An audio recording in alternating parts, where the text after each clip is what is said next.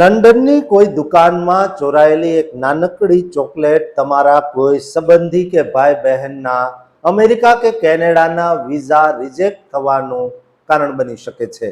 આપણા વડીલોએ દાયકાઓની સખત મહેનત અને લોહી પરસેવો એક કરીને આખી દુનિયામાં જે પ્રતિષ્ઠા બનાવી હતી તેને અત્યારે મુઠ્ઠીભર લોકોની લાલચ અને ક્ષણિક રોમાંચ ધૂળમાં મેળવી રહ્યા છે.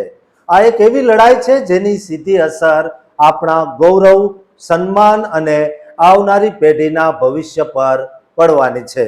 શું એક પળની લાલચ આખા ગુજરાતી સમાજના સપનાઓને બરબાદ કરી દેશે? તે આજે દરેક ગુજરાતી માટે જાણવું અનિવાર્ય છે.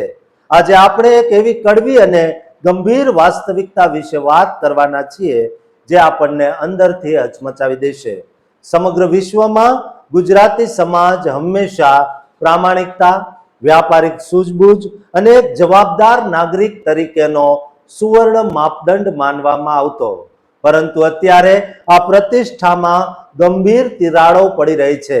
વર્ષ 2026માં સોશિયલ મીડિયા પર વાયરલ થયેલા કેટલાક ચોંકાવનારા વિડીયો, જેમાં સંગઠિત રીતે થતી રિટેલ ચોરી અને નાની નાની દુકાનોમાંથી ઉઠાંતરીની ઘટનાઓ જોવા મળી, તેણે સમગ્ર સમાજને આંચકો આપ્યો.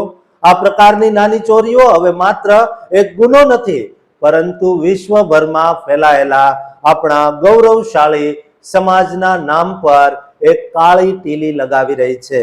આ ઘટનાઓએ સ્થાનિક પોલીસ અને સુરક્ષા એજન્સીઓની નજરમાં આપણી જે મોડેલ ઇમિગ્રન્ટ્સ એટલે કે આદર્શ પરપ્રાંતીય તરીકેની છબી હતી તેને હવે શંકાના દાયરામાં લાવી દીધી છે.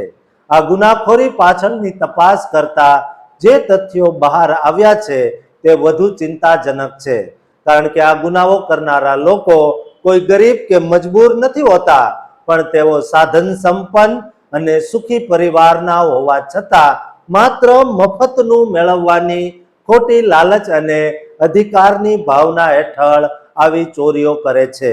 આજના સમયમાં સોશિયલ મીડિયા ગ્રુપ દ્વારા આવી ચોરીઓનું આયોજન કરવામાં આવે છે, જે હવે આંતરરાષ્ટ્રીય મીડિયામાં હેડલાઇન બની રહી છે, આપણા સમાજની પ્રતિષ્ઠાને નુકસાન પહોંચાડી રહી છે. આ વ્યક્તિગત લાલચની બહુ મોટી કિંમત અત્યારે નિર્દોષ ગુજરાતીઓને ચૂકવવી પડી રહી છે, કારણ કે હવે વિદેશોમાં મોટા શોરૂમ કે હાઈ એન્ડ રિટેલ સ્ટોર્સમાં આપણા નિર્દોષ લોકો પર પણ શંકાની નજર રાખવામાં આવે છે. તેમની સુરક્ષા તપાસ વધારી દેવામાં આવી છે.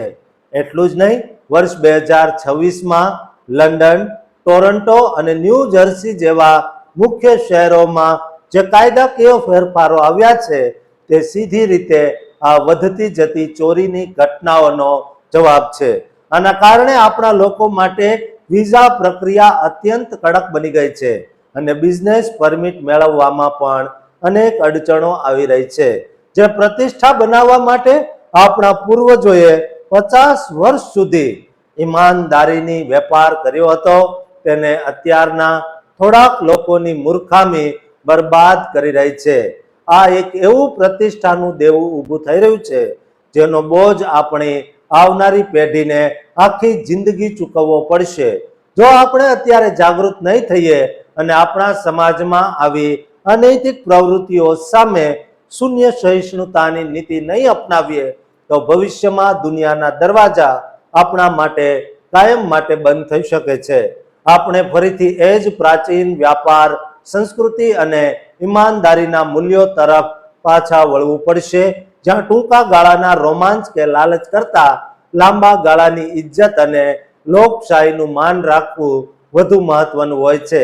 આશા છે કે આ ગંભીર વિષય પર દરેક ગુજરાતી વિચારશે અને પોતાના ગૌરવને બચાવવા માટે કટિબદ્ધ થશે. દોસ્તો, દરેક ગુજરાતીને આ વિડીયો મોકલજો, જેથી આવી કોઈ ભૂલ ન કરે અને સમાજનું નામ બદનામ ન કરે, અને આ ચેનલને સબસ્ક્રાઇબ કરવાનું પણ ચૂકતા નહીં.